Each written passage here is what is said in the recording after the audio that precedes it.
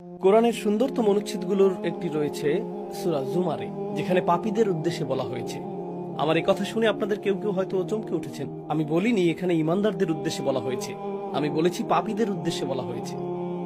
যারা ভুল কাজ করে, এলোমেলো কাজ করে, যারা সীমা লঙ্ঘন করে। এই অনুচ্ছেদে আল্লাহ পাপীদের বর্ণনা দিয়েছেন। প্রথমে এসেছে আল্লাহ বলছেন, قل يا عبادي الذين أسرفوا على أنفسهم। তিনি তার রাসূল সাল্লাল্লাহু আলাইহি সাল্লামকে বলেছেন, তিনি তাকে আদেশ করেছেন, বলুন আমার সেই বান্দাদেরকে যারা নিজেদের উপর অন্যায় করেছে।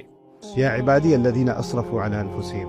এখানে কুল শব্দটির ব্যবহারে একটি চমৎকার ব্যাপার রয়েছে। আল্লাহ সরাসরি বলতে পারতেন, يا عبادي الذين أسرفوا على أنفسهم।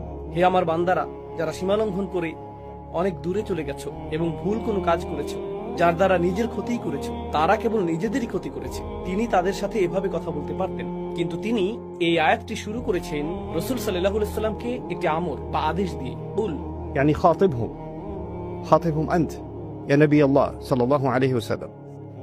কেন? কারণ আল্লাহ রাসূল সাল্লাল্লাহু আলাইহি সাল্লামের দায়িত্ব হলো পাপীদের স্মরণ করিয়ে দেয়া।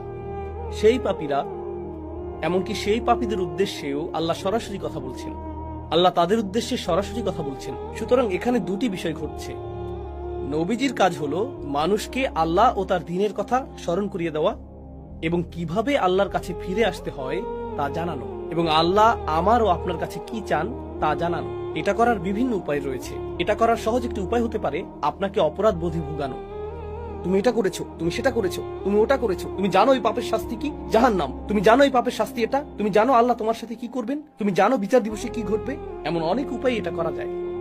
আমি আগামী 20 মিনিট আপনাদেরকে এই খুতবা দিতে পারতাম এবং বারবার স্মরণ করিয়ে দিতে পারতাম যে সম্ভবত আপনাদের জান্নাতে যাওয়ার কোনো সম্ভাবনাই নেই। আমি তা করতে পারতাম, কিন্তু এই আয়াতে আমি নবীজি সাল্লাল্লাহু আলাইহি সাল্লাম এবং স্বয়ং আল্লাহর কাছ থেকে ভিন্ন কিছু শিখেছি। আল্লাহ তার রাসূল সাল্লাল্লাহু আলাইহি সাল্লামকে আদেশ করেছেন এমন লোকদের সাথে কথা বলতে যারা নিজেদের নিয়ে লজ্জিত, কারণ তারা পাপে নিমজ্জিত এবং তারা মনে করে আমি এতটাই খারাপ, আল্লাহ আমার সাথে কথাই বলবেন না। আল্লাহ কেনই বা আমাকে সম্বোধন করবেন? আল্লাহ তাদের উদ্দেশ্যে কথা বলেন যাদের তিনি ভালোবাসেন, যারা তার অনুগত। আল্লাহ তাদের উদ্দেশ্যে কথা বলেন যারা তার আদেশ পালন করে।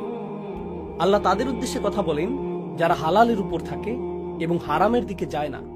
কিন্তু এই আয়াতে আল্লাহ কথা বলছেন আল্লাযীনা আসরাফু আলা আনফুসিহিম। আর এর চেয়ে উল্লেখযোগ্য বিষয় হলো এই আয়াতটি মক্কায় অবতীর্ণ হয়েছিল। সুতরাং এটি শরীয়তের বিধান আসার পরে আসেনি। এটা রাসূল সাল্লাল্লাহু আলাইহি সাল্লাম মদিনায় হিজরতের পরে নাজিল হয়নি, যখন আমাদের উপর রোজা ফরজ হয়েছিল।